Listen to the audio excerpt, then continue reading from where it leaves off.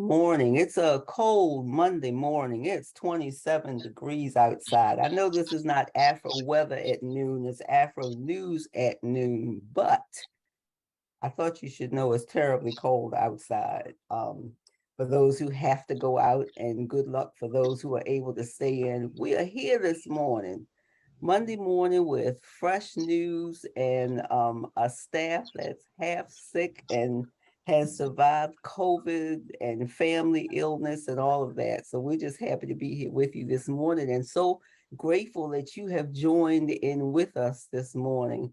So we do have a surprise for you, but I'm not going to put her on the first spot. I'm going to put Megan on the first spot to tell us what news you're going to share with the world this week. Megan, how are you? I am well. I'm getting over a little bit of a cold, so I apologize if I sound a little stuffy to the audience out there. But the news I want to share this week is there's a new restaurant that opened in DC. It's called Duro Soul Food. It opened just a little bit ago by Chef Elias Tedeschi, and he's a Michelin star chef. He worked his way up in Manhattan kitchens in New York. He trained in France. And this is his second restaurant in DC. His first was called Melange. It's a burger concept that's won a lot of awards in DC. And now he's opened Duro Soul Food, which is kind of him fusing his Ethiopian heritage with soul food, comfort food. So there's fried chicken, made from scratch sides like collard greens, mac and cheese. Everything looks great. And he's really passionate about it because he's finally really been able to lean into those flavors from his home country. So definitely check it out. It's just blocks away from Howard campus. So I think that a lot of students will be going over there on their days off or while they're studying to get some yummy food. So definitely check that out. And then I also wanted to say that the AFRO is going to be having a piece coming out about the advantages that could come from having our first Black governor since Westmore was just elected. So I've spoken with some local politicians, some local small business owners, just about what they'd like to see from the governor and their hopes for the governor. Good, thanks a bunch. Nadia, how about you? How you doing this morning? I'm doing good. I'm doing good. How's everybody else? Do you have a news tip to share? Nadia is our assistant for editorial, and she does a little bit of everything. Do you have a news tip to share with us this morning? I usually do, but I guess this one could be a bit light since we are having a Christmas celebration. I believe that is on December 8th, and also another one on December 15th. Okay, cool. Thank you.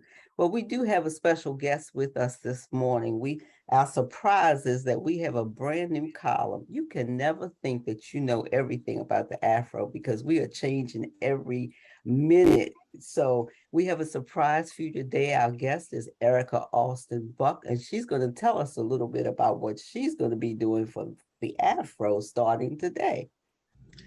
First, thank you. And I am so excited to be a part of the AFRO family. My column is called Single in the City. So I like to say it's Dear Abby meets online dating. So it's a combination of tips and tricks for those of us who choose to date online. There is a restaurant review section, so I'm very excited to hear about the DC restaurant because I'd like to visit restaurants with dates and give them a dating rating. So while we're enjoying our meal, I'll rate the restaurant on the atmosphere, the food, of course, the cocktails, the ability to have a conversation. Is this a second date location? Is it a great place for a first date? I'd like to also point out that although the column is called Single in the City, it's for any person that is dating. And my hope is that married people are still dating each other.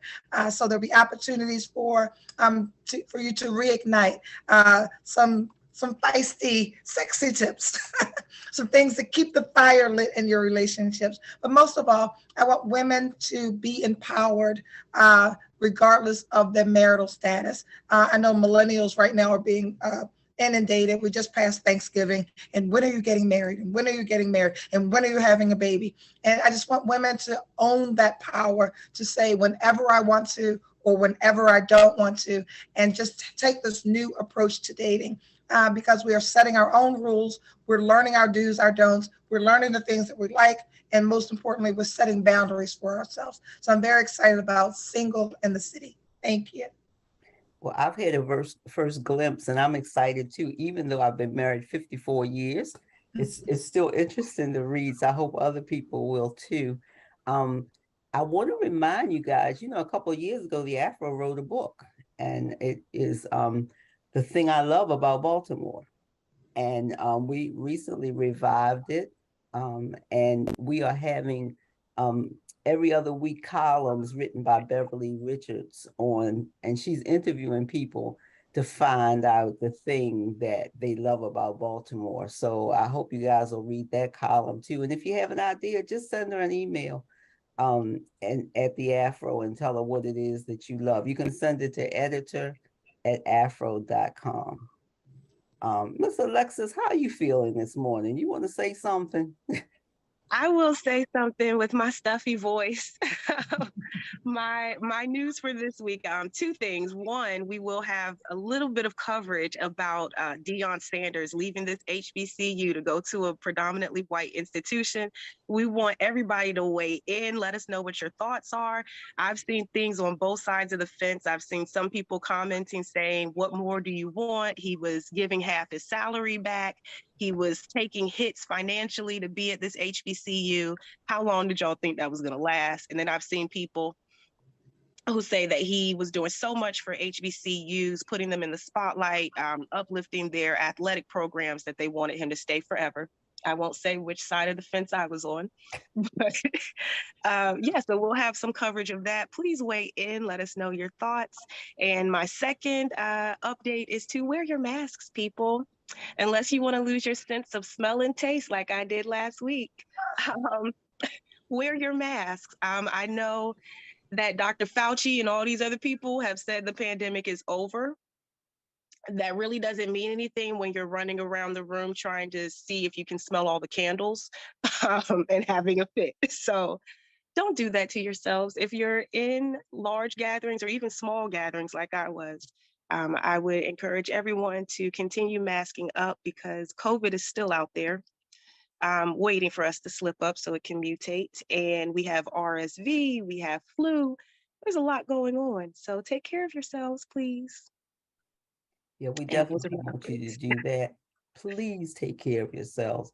Continue to tune in to our Afro shows, including the podcast Pleasure Doing Business with You, hosted by Megan Sales. Don't forget the Chicken Box on Thursday. Hint, hint, one of our guests may be on there this week.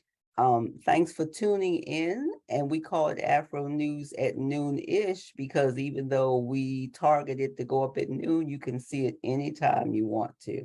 Have a wonderful week. Send your news to editor@afro.com and happy Monday.